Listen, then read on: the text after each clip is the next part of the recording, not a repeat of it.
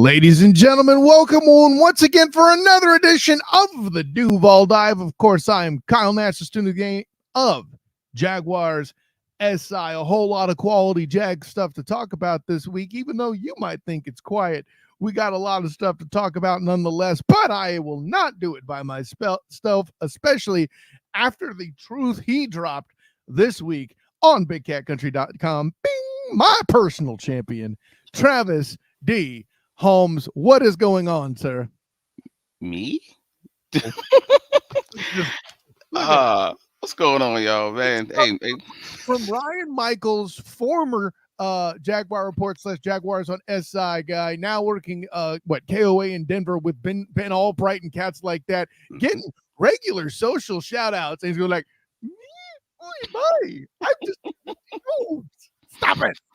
Anyway, hey man, I had the time, and if you have the time, why not throw some shade at all the national media non-football watchers who claim to be football analysts? Let's do it, man. I mean, you know, if they're giving you a head ache, I mean, acho, I mean, what? No. Anyways, I would say that Travis was coming at you, Emmanuel. Anyways, yeah, I'm calling him out. If he was drafted, Brock Purdy. What are we doing here, mate? Anyways, what are we doing? Gosh, yeah, we'll get into that later in the show.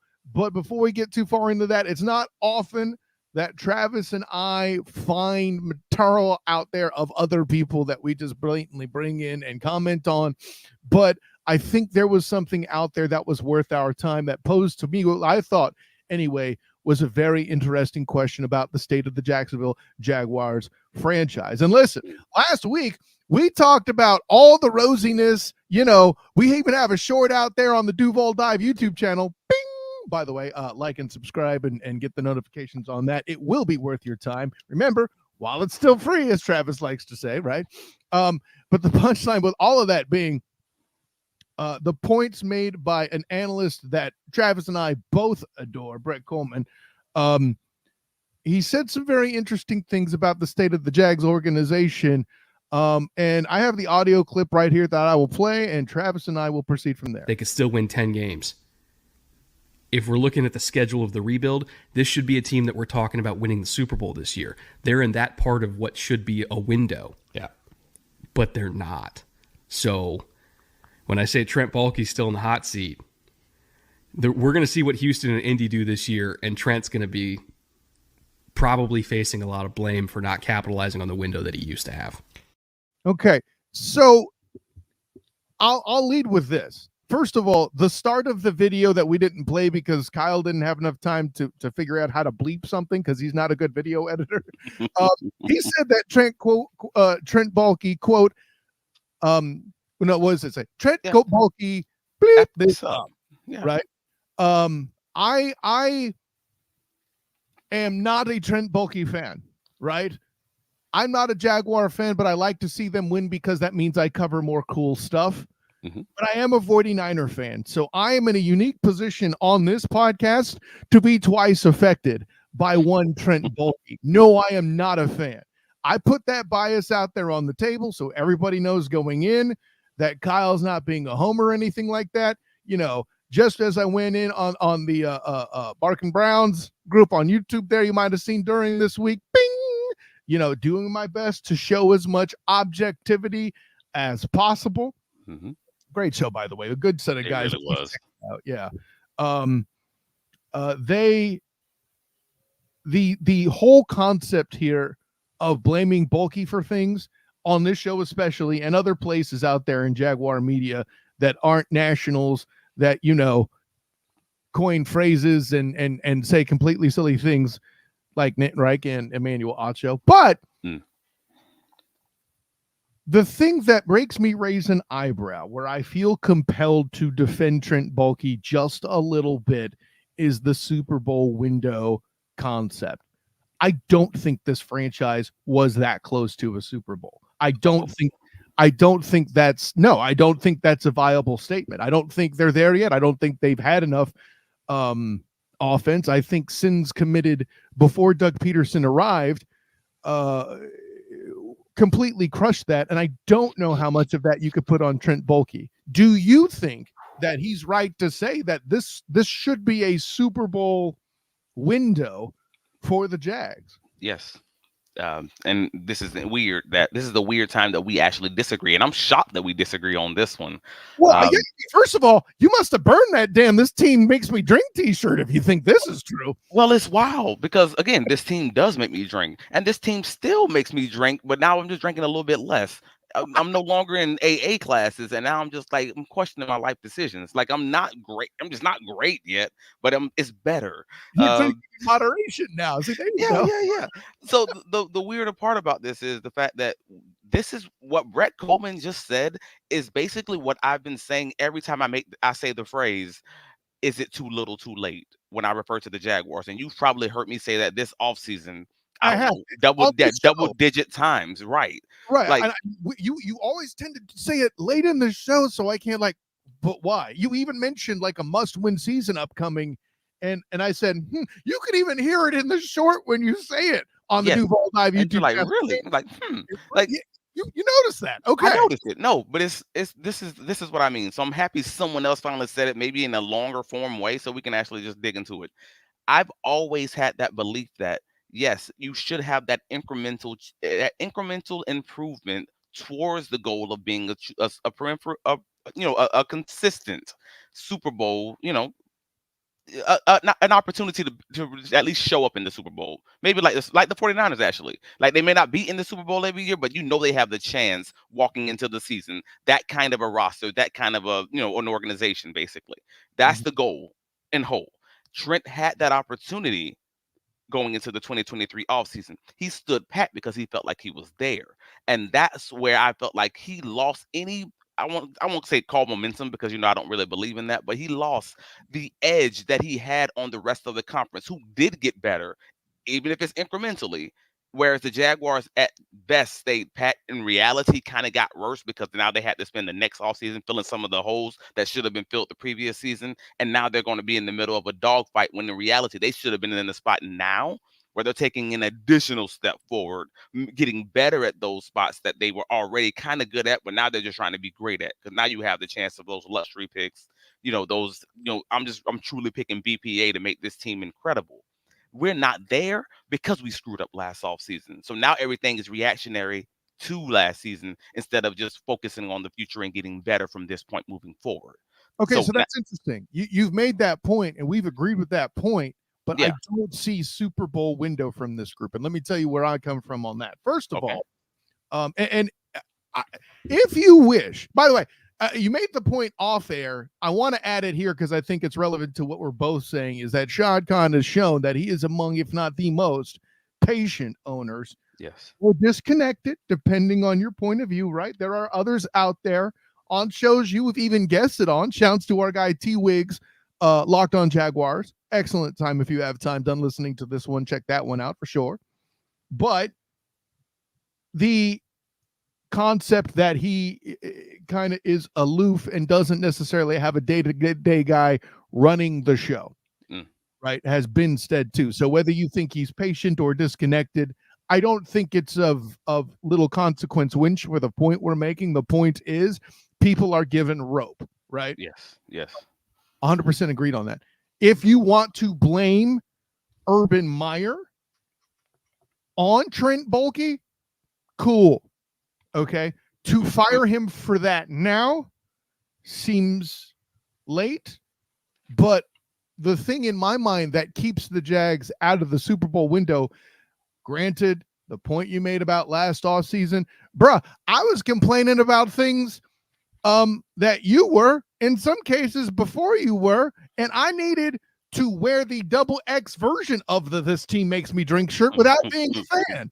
Okay. And I have gone off on this show about what some of those draft choices were and how there is a world where Joey Pointer Jr. is reunited with his dad instead of playing on a ancient rival of the Steelers and the Jaguars. We've been with T Wiggs actually on this show, ironically. Anyways, so but to say that they were a Super Bowl team, that they were a team that could get past the Chiefs and make it to the Super Bowl, I'm not there.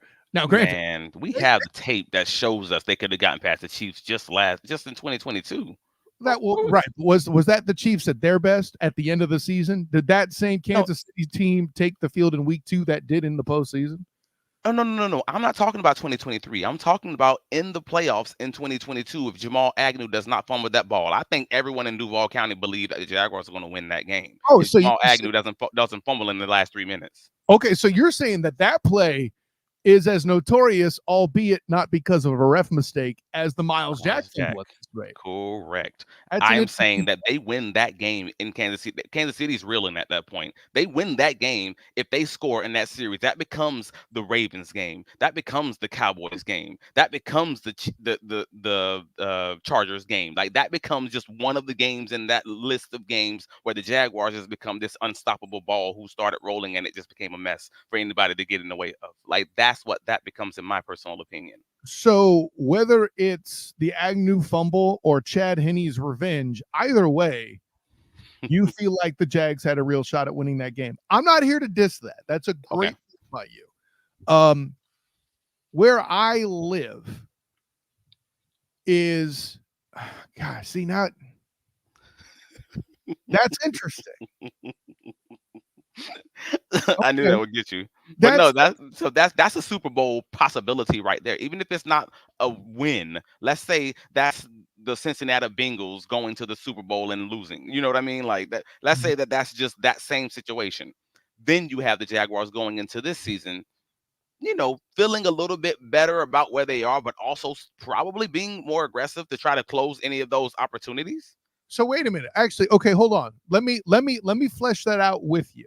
Okay. Because so that the 2022 is the year that the Chiefs beat the Eagles eventually in the Super Bowl that season, right? Mm-hmm. So what you're telling me is Jags win that game. Assuming they go on to the Super Bowl, they would have the opportunity to get revenge on the Eagles, who they lost to in week. Who they lost to earlier in that season with a former Eagles coach. Now, granted, I don't know that the Jags defense would have been able to stop Jalen Hurts with the game he had that night against the Chiefs, but maybe so. I don't know. But that would have been a hell of a storyline. I will grant you that. Right. And win or lose, I think the Jaguars now have confidence going into that next season that they're going to push for a better team. Like it was either for the Jaguars to be aggressive going into the 2023 offseason, it was going to have to be one of two things. It was going to have to be an explosion where they didn't make the playoffs at the end of the season and they just knew that they just needed to do way better, or crumbling at the end of the season, basically. Or it was going to have to be, hey, we went all the way there. And some of these things we just know are obvious. Like we just got demolished by this defensive front in Philadelphia and we got to revamp the offensive line or whatever it may be. Or they just played man-to-man defense and we just struggled like we did in the first half against the Chargers or something like that. And then you go into the next season. All right, we see the game plan. Let's infuse a lot of money. Let's infuse a lot of resources into these areas and we're going to get this thing better. But because they did just good enough to not make it past the Chiefs, they stood pat. They were like, well, we were close, we're good, let's keep doing things the way that we're doing it. And it was literally the worst thing that could have been done at that time. It was great for us Jags fans to see it, but it was also worse from the Trent Baalke perspective of what do we do now? And that's where it sucked, unfortunately. Because and listen, I know it's the popular thing to do to blame Trent Baalke for Calvin Ridley. I'm not there. I know there are those that can that have put what's it called? Josh Allen's extension, air quotes, taking so long at his feet. I'm not there either. Yeah, we had a whole podcast on that one.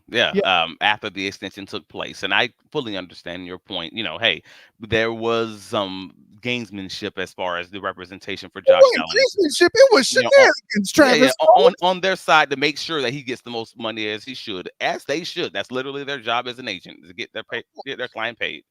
But but hey, if you'd rather catch passes from Will Levis that bad for that cheddar, you do it, Calvin Ridley. We're not dissing you. We just don't think your career is going to go quite as well now. That's all. Hey, it's the man's last paycheck. I do understand it. Get that money, man. Legend at the bank. Um, I, but I, all, I suddenly get the post credits from Dave Chappelle show. I'm red. mm. But yeah, but all that to say, yeah, it's not everything can't be put on Trent Baalke's plate because obviously everything is not up to him. There's too many guys involved. There's a whole team of individuals who share some responsibility. There's obviously Coach Peterson and Press Taylor who call plays, who install the offense and everything else. There's some blame to be said on the field. There's some blame to be in the coaching staff. But the main blame, as far as if we're talking the Brett Coleman quote of the Super Bowl window and not incrementally getting better versus being reactionary to what everyone else in the conference is doing, that solely and specifically falls on the shoes of Trent Baalke at his feet, because that is him becoming too content last offseason. And now the fact that the Texans have that quarterback, that they have taken super aggressive steps to make sure that they are instead the Cinderella of the AFC South, and that the Jaguars are basically trying to react to who they are versus the Jaguars saying, this is our identity, this is who we are, and you're going to have to react to us. Instead, we're reacting to them, and that is a different scenario. That is a different stance from us. And to be clear, I know he mentions the Colts. Listen, and this is no disrespect to the Colts. I'm an Anthony Richardson guy. I was stoked that they picked him over Levis. I think he has the opportunity to be a franchise guy eventually, like Matt Stafford was for the Lions, in that he eventually took them to their first playoff win since, did Barry Sanders win a playoff game with him? I don't remember now. Punchline's this, though. Until he makes it at least half a season on his feet, I am not taking the Colts seriously. If I am going to do the same thing with Kirk Cousins and Aaron Charles Rodgers, I have to be aware that it's going to possibly take more than one offseason to get Anthony Richardson out of his injury-causing ways. I think he's a good quarterback. I think he has great potential. But I think for him to survive, you need what Atlanta needed with Michael Vick. You need a Matt Schaub, and they're hoping Joe Flacco is that. But and I don't believe that. But yeah, well, right, and that's fine. If they have that, it's a poor man's version, 1,000,000,000% accurate. I agree with you. Being said, somebody on this panel is talking about the Texans' evolution, while also pointing out the vastness of the possibility of the sophomore slump from CJ Stroud. Correct. So, again, one's team building and one's outcome. Just to be clear on what I mean. I'm glad you said that, because another thing that would have affected outcome, no matter how well you built the team, which we both agree, Trent Baalke has plenty of misses. If he did everything right, the injuries that impacted the Jags as such would have still put a baseball through that window of Super Bowl prowess that we're talking about. Don't you agree? I do agree, but the Jaguars would have more likely than not. I mean, we truly are talking about a one-game difference. They more likely than not would have been at least in the playoffs. And the main goal, and I've said this on multiple occasions, the main goal from my perspective is the same goal that I will say I've heard multiple GMs say. The organization's first goal is to consistently be a playoff team. Full stop. Your first goal ever is going to be become the Pittsburgh Steelers, become the Kansas City Chiefs, become the Steelers is a great answer. The Steelers are great. Yeah, most of those teams in that conference, we'll just say, just become the teams that are consistently in the playoffs. If you can do that, you can give yourself a fighting chance of becoming a consistent Super Bowl appearance. That's the goal. So if your Jaguars can consistently just become that playoff contender, even if you don't win the Super Bowl, that is a great starting point. That is a great launching point for your organization to become, the Kansas City Chiefs and or the old Andy Reid Philadelphia Eagles. Like, you can at least become an above average, consistent team who gives yourself a puncher's chance of making it to a Super Bowl every so often. That's the starting goal. That's where I was with the Jaguars. So for you to take that step back because you got lazy or because you got content, nah, man, we ain't having that. And what's interesting, and I think what the point of getting content is, and it's funny, I've heard T. Wiggs and others say the same, buddy. This is not me dissing that school of thought, but what's interesting is 10 of 11 seasons, 6 wins or less, previous to Doug Peterson, and now the question is, why not Super Bowl window? And I'm not saying that to slam you, Yeah. Travis, or Yeah. that outlook, but starting to ask those questions, to start to come in with that expectation of, hey, this is great and all, but you know what that is, Travis, and probably, in my opinion, the most valuable thing and why you can't fire Trent Baalke just yet is culture change. And now that's done, and now that's happening. Now, do you and I both think that has more to do with Tug Peterson than and Trent Baalke? Absolutely. Mm. Right? Look at what happened to culture with Trent once Trent Baalke got rid of Jim Harbaugh, who's now back in the NFL as a national friggin' champion. Thanks for that. But Fair. Good you know, point. but I think if he's on the hot seat, he won't be. Here's what I'll declare: he won't be fired heading into 25. If he is cut, Oh, of course not. it would Yeah. be in 26. I believe if he is cut, it would be after 25 draft. Because Okay, most of the time, most of the time when these GMs get cut, they don't get cut before the draft and then have the new GM have to come in and immediately start trying to do the work that other teams have had a full literal season to kind of scout these players, to build their own staff and everything else. It becomes chaos. So normally you see these GMs are let go after the draft, and the timing seems weird to fans. They're like, well, wait a minute, you just let this guy make his last draft, it wouldn't probably knowing that he's kind of out of the paint. Like that happened with Dave Caldwell. Like they let him go. You know what I mean? Like it's after he fails this draft, and it's like, wait a minute, like don't let him get this terrible last draft. But He's they're still trying to do good too, because they're trying to put the resume together for the next job. So let's sometimes, yeah. You're not wrong. Some of them. I heard. I like that you added the sometimes. That's perfect. But So that's the weirder point. So yeah, we're kind of on that same board. If you're entering your last year of a lame duck GM and maybe even a lame duck coach, depending on if he gets suspended or not, then that's the kind of conversations you're having. Hey, we're going to have to bring a new GM in and give him a full season to evaluate the coach and the rest of the staff and kind of see what they want to do. And that's kind of what happened in Tennessee. Honestly, that's what they hired the new GM. He gets rid of the coach the next season, even though that was a great coach in Vrabel.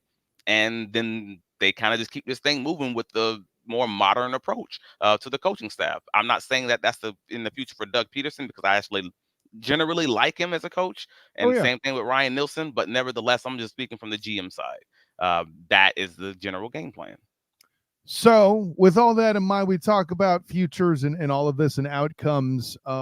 Trevor Lawrence obviously is going to be a big part of that. And the conversation continues, probably to a level of dumb out there in the national media, about how Trevor Lawrence, air quotes, doesn't deserve his extension. First of all, we pointed out, I think it was last week, 2 weeks ago, I forget which, Travis, that if you don't like that from Trevor Lawrence, please have more energy with the same for Jared Goff and Kirk Cousins, please, and thank you. Correct. AP, we have people out here saying some enormously stupid stuff, but you took to bigcatcountry.com and pointed out a high level of the dumb. And listen, man, don't give away the whole article, because we do want people to go to Big Cat Country or check out your socials and all that other stuff.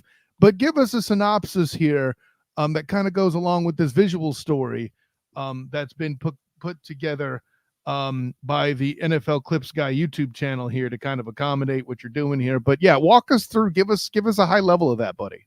Gotcha. So for my overall argument is that the NFL national guys don't watch tape. So I wanted to force feed them some tape, so they'll actually have to see the interceptions, the 14 interceptions from Trevor Lawrence in 2023.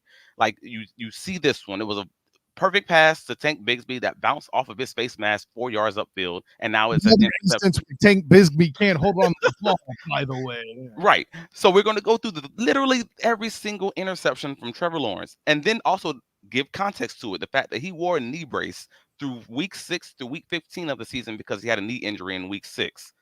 And before the play where he can no longer run with an offensive line who has interior pressure problems. So we're seeing him now. He's not only not scrambling, but he's also making he's had a few bad picks. This was probably his worst pick of the season. And we are in week 8. So before any of the injuries, he's had 2 bad plays, but somehow he already has 4 interceptions. Half of his interceptions at this point in the season are just based on bad decisions, and 2 based on frankly bad supporting cast. Yeah, And going through it again, he just had the interception, another interception off a tip ball off of his running back's hands. I think that was again Tank Bixby. it certainly was.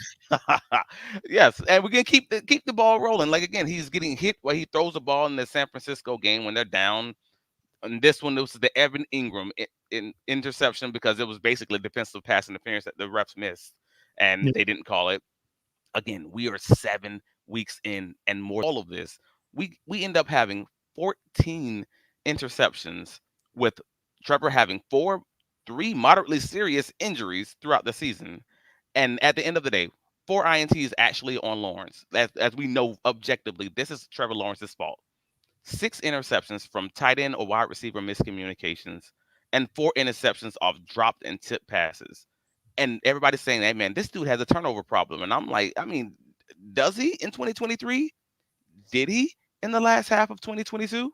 Like, I don't know that that's true. I think that he's getting 4 to 5 actual interceptions that are his fault, and everything else is just this bad surrounding cast that's around him, which takes us back to the roster management. That takes us back to the Trent Baalke conversation of what is happening around him. And that's kind of where I am, and that's where I land.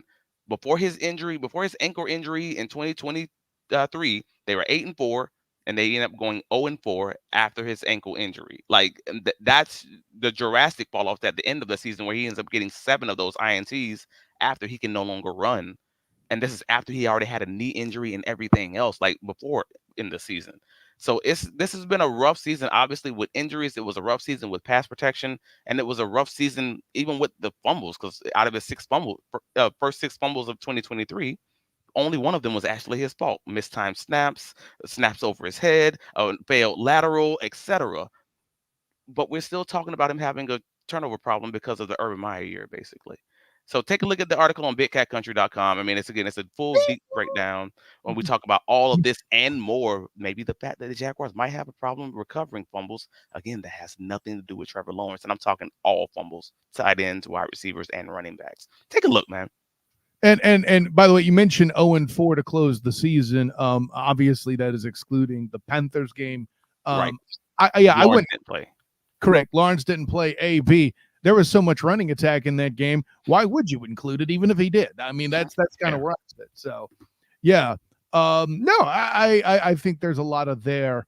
We're coming up, of course, to the end here too. But I would be remiss if I didn't get some sort of reaction from you surrounding the stadium approval and the schedule coming up. Next 2 seasons, of course, guaranteed to be as normal at Everbank in the Duval proper, so to speak. Then a reduced audience in 26 as construction begins, a relocation year in 27, and then in 2028 the dream is realized. There's already even a hype video that the Jags have put with Tony Pacelli narrating, which I did enjoy way more than I should have as a non-Jaguar fan. But yeah, tell me about the stadium and what it means to you as a member of the Duval Devout. No, man, it's awesome. Like obviously, like the fact that Jaguars can get away from all of those national media and ignorant conversations from you Jason Knockhead for man, yes.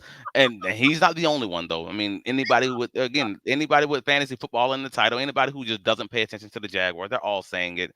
And at the end of the day, it was never warranted. Jaguars are never moving to a different, city, moving to a different state, definitely not moving to a different country. And finally we can get rid of that stigma and just talk about football and pay attention to the team. Actually, I don't know, watch the tape, the whole thing we've been saying this whole episode. Whoa. But congratulations to the Duval County. Congratulations to Jacksonville. Congratulations to all the city council members, other than that one hater who had to vote against it. Congratulations everyone involved, including the mayor, in getting this done.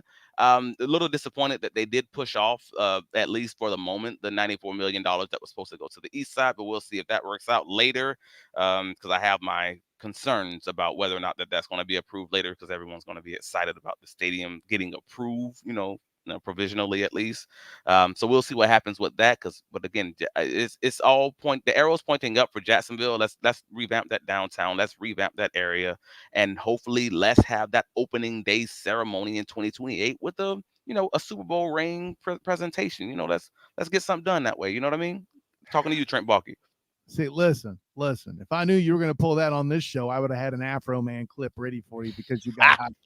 All right. But Super Bowl rings, we're still doing it. Listen, you made a great point about 2022 because it was better than any of the other ones I hear, especially within there. Oh, the Texans and the Colts. Hold on. My man Travis Holmes is telling me I should expect regression from the Texans. I don't know about regressions in the win column. We'll see how that looks. But the Colts also, we mentioned, aren't a factor.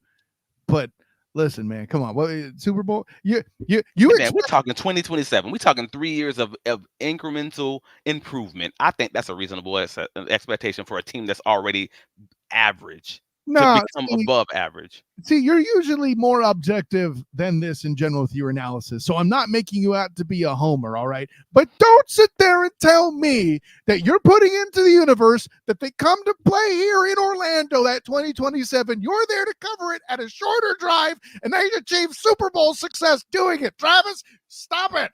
Yeah, I have that kind of confidence. No, that's not confidence. That's faith. I won't lie to you. Yeah, that's absolutely faith. And it may be blind faith, but it also could have something to do with, I don't know, Ben Johnson and Ryan Nielsen combination. Or it could, I don't know, man. Who knows what the future holds? We're talking so long in the future at that point, and then these guys may be here. They may not be. I won't tell that lie.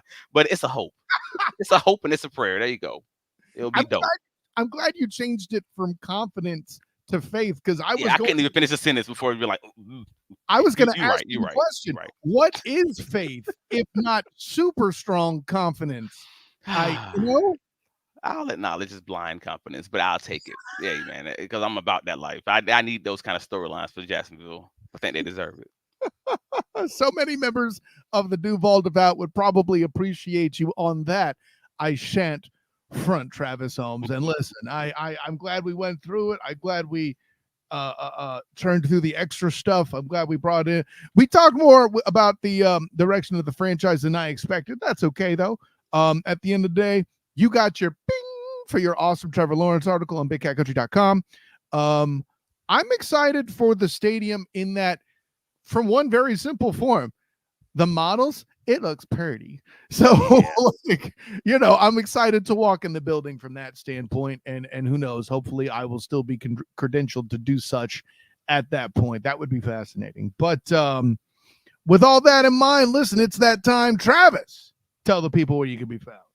You can find me on all the socials, Travis D. Holmes. You can find my writings covering the Jacksonville Jaguars at BigCatCountry.com. Absolutely, please like and subscribe to the Duval Dive YouTube channel. I believe we're 3 weeks in existence there. Absolutely, listen to we have the Inside the Pigskin on Tuesdays. That's where we cover all NFL news, not just the Jaguars, but I always have my Jaguars tape to bring into it because I'm always going to represent. And you're listening now wherever you catch your podcasts. The Duval Dive, a Jaguars podcast, every Friday, 11 a.m. We appreciate you for logging in, for joining us. And of course, I'm Kyle Nash, the student of the game. You can find me on Twitter, Instagram, and Threads at the SOTG. Find me on Facebook as the student of the game. Check out my writings with Jaguars on SI. I was about to say Big Cat Country instead of so I'm like, if I'm thinking Jaguars, let's go to Jaguars and SI. Anyways, check out my ratings on Jaguars on SI, the Black and Gold Banneret, where we just had the reactions to the conference schedule in the Big 12 for basketball. That just dropped. So check out those on the Black and Gold Banneret YouTube channel. Bing! And of course, Duval Dive YouTube channel. You will see more there coming. So yes, please subscribe. We got a little bit of ground. We're just less than a month old, so still an infant on that front. So please help where you can to build that up. Coming soon, TikTok as well. We'll see how that works. But of course, check out my work as well as the student of the game, 9:00 Eastern on Wednesday nights. And check out also the 3-point conversion, who will play this very episode on their iHeartRadio channel, as well as oldschool101.com from 12 to 2 on their sports block on Sunday. I think that's everything, Travis. We gave the people a little extra bonus action today because there was that much going on, and we could have gone so many more places. We will do which position group needs to get better next week. So look out for that. And even though I'm supposed to be in Greece a few weeks, I can tell you people, you're still going to get an opportunity to participate in the Duval dive. So for Travis Holmes, this is Kyle Nash, student of the game. Until next time, everybody, class dismissed.